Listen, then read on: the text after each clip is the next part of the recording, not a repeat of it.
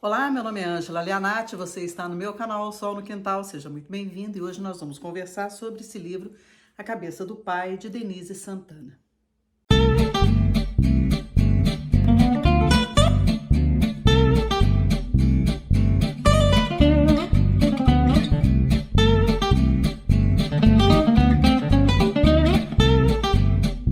Gente, esse livro, ele foi uma grata surpresa, ele foi um presente do Bruno, que ele é livreiro da Travessa, ele trabalhou muito tempo na livraria de Botafogo, no Rio de Janeiro, e depois ele se mudou para São Paulo, e agora ele está lá em Pinheiros com a lindíssima Laís Pragana, e o Bruno me mandou esse livro de presente que saiu publicado pela Todavia. A Denise Santana, ela é uma historiadora e ela fez um doutorado e o nicho de pesquisa dela foi sobre o cuidado, né, com o corpo, e enfim, ela relata que esse aqui é o primeiro livro dela de ficção, é uma narrativa sobre o envelhecimento. Coisa que ninguém lida também com muita naturalidade. A gente fala assim, eu tô envelhecendo, faz parte da vida, é privilégio de quem vive muito. Bom, mas aceitar o envelhecimento, esse já é um outro capítulo e é uma coisa que a gente precisa, às vezes, conversar muito para poder aceitar. Porque ninguém se prepara muito bem para o envelhecimento. A gente faz dieta, faz exercício, coloca botox. Hoje em dia você tem o botox preventivo, as meninas de 20 anos, 25, enchendo a cara de substância botulínica sem a menor necessidade, porque elas já contam com a beleza da juventude, e à medida em que o tempo vai passando, a gente vai observando uma ladeira. A verdade é essa. Por mais que as pessoas digam, você tá bem, que ótimo, você tá vivendo a sua vida com plenitude, você tá aproveitando, não é a mesma coisa que você estar jovem para a vida, com a cabeça com possibilidades de planos, com possibilidade de algumas esperanças, pensar a vida a longo prazo e não a curto prazo, é uma coisa muito importante. E esse livro aqui, existe uma narradora em que ela tem um pai e uma mãe, a mãe já está doente e ela descobre o pai doente também. Então, ela está aí na faixa dos 50 anos, ela tem 2 filhos adultos jovens e ela vai contando histórias de várias pessoas que conviveram com os pais e que também foram envelhecendo. E aí ela oferece essa narrativa no sentido de mostrar como é o envelhecimento em vários cenários. E o tornar-se cuidador, a viuvez, onde você percebe a finitude do outro e percebe a sua também, que a sua história está indo embora. É aquela cuidadora que é desde muito cedo, que quando que a gente se torna cuidadora, ela conta a história dessa amiga dela que aos 8 anos ela vivia com os pais e como que foi essa conduta dela ao longo da vida. É uma coisa assim muito interessante para a gente pensar como algumas pessoas já levam a sua vida cuidando de outras. E também é muito interessante as pessoas que começam a sua decadência quando elas percebem a decadência física, elas começam com uma decadência psicológica. E outras que a cabeça está muito jovem, está muito ativa, mas o corpo não responde mais. E como isso é difícil de aceitar, né? E nós vivemos um tempo em que a gente tenta postergar ao máximo a nossa finitude, sem pensar que ela pode acontecer, o nosso fim pode acontecer todos os dias, desde que nós nascemos e desde que nós nos tornamos seres vivos ainda em vida intrauterina, que a morte ela é uma possibilidade e não existe o contrário de vida, não existe. As pessoas dizem assim, a morte é o contrário da vida. Não, a morte não é o contrário da vida. A morte, ela é um evento, assim como o nascimento é um evento. Nós não temos o contrário de vida, não existe esse antônimo. A vida é vida. Nós não temos uma vida para ensaiar e uma vida para viver. Nós estamos em um palco, ato único e contínuo, sem essa possibilidade de ensaios. Então, nós temos que viver a nossa vida assim como ela se apresenta, como ela está aí pra gente, né? Esse livro ele tem uma curiosidade. A Denise escreve muito bem. É um livro gostoso de ler. É um livro que, se você tiver tempo, um dia você lê. Um domingo como esse, chuvoso, onde eu estou aqui na minha casa gravando vídeo para vocês, tentando essa interação, você senta e lê esse livro aqui em um dia, porque ele é gostoso de ler. Apesar de ser muito chocante as histórias, elas são muito comuns, a gente. Todo mundo já se deparou com alguém, já conhece alguém que vivenciou essas coisas aqui. E cada capítulo desse livro, ele é relacionado a um ponto anatômico do nosso corpo, ou algum órgão dele, como por exemplo, o pé, o coração, o umbigo, a pele. Então, cada capítulo ele tem uma dissertação onde aquele ponto anatômico, aquele órgão do corpo, ele está inserido. E também ele denuncia, em momento nenhum existe uma romantização da velhice ou da morte, nada disso, é uma visão muito lúcida, muito pontual, mas a todo momento a gente se depara com a questão de que nós não estamos preparados para viver a nossa velhice nem a velhice dos nossos. Por exemplo, o cuidado dos nossos pais. Algumas pessoas, elas reagem muito negativamente a esse evento de ter que cuidar dos pais, por vários motivos. Uma porque não tiveram uma relação muito boa com os pais foram muito perversos, né? E a gente tem essa coisa de que os pais, todo pai ama seu filho, toda mãe ama seu filho, e depois a gente percebe que não é bem assim. Alguns pais foram muito ruins, foram muito perversos, e aí os filhos se veem naquela situação de ter que cuidar e às vezes até a condição deles moral ou a reflexão que eles fizeram ao longo da vida não permite, eles se sentem muito, digamos, desconfortáveis nessa tarefa.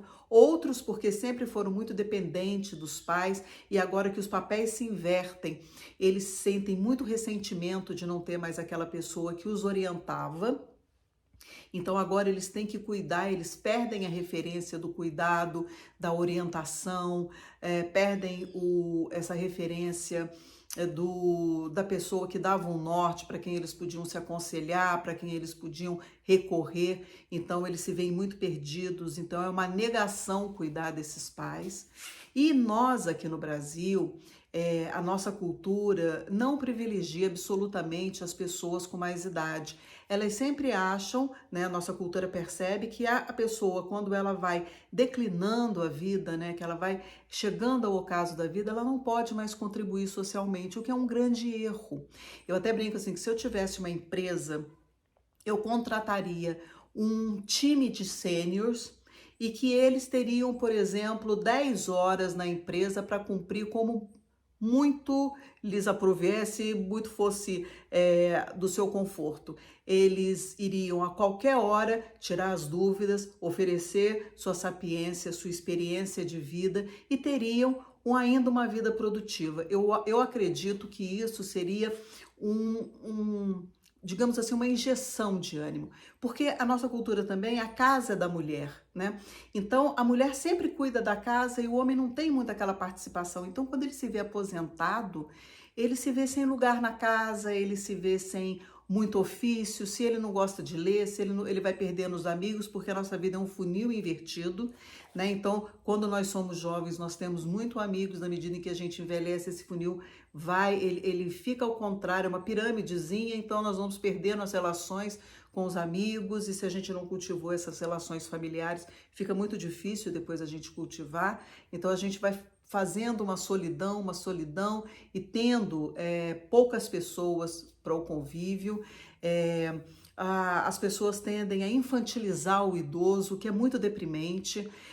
Já tomou seu banhozinho? Vamos tomar nosso remedinho, vamos pegar um solzinho, como você tá bonitinho, de banhozinho tomado, cheirosinho, agora senta aqui na salinha, fica bonitinho, comportado, como se fosse uma criança. E o idoso não é uma criança.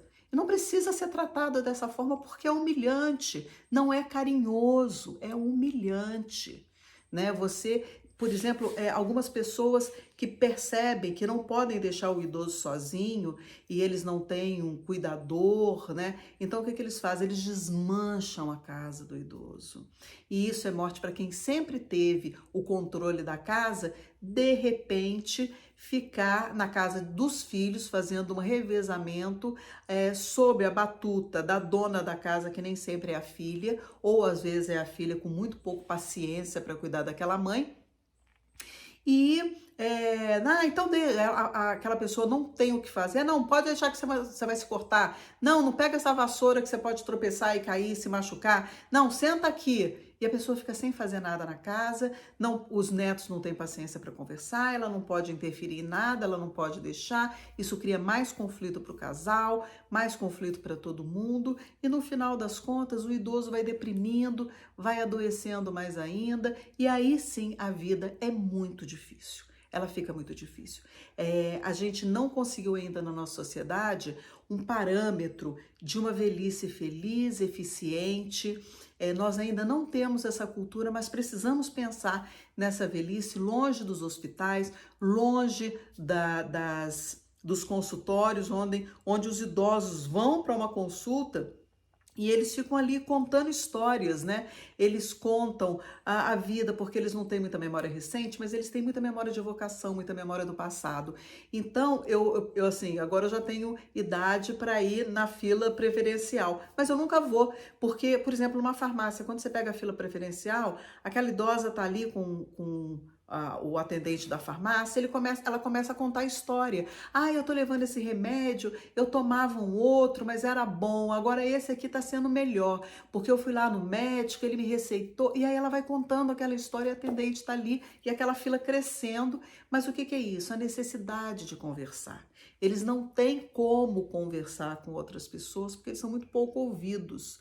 Então, eles vão à consulta médica, levam receita, e demora um tempão. Receita que eu tô dizendo é receita de bolo, receita de empadinha, né? Levam presente, aí ficam contando aquelas histórias. Quando é um médico mais carinhoso que ouve, né? Aí que eles se sentem à vontade para falar mais e mais. E quando é um ríspido, eles não querem mais voltar no médico, e aí se deprimem também com o tratamento. Ou seja, é um fio tênue ali, né? Do cuidado, do quanto você tem que dispensar a atenção para o idoso.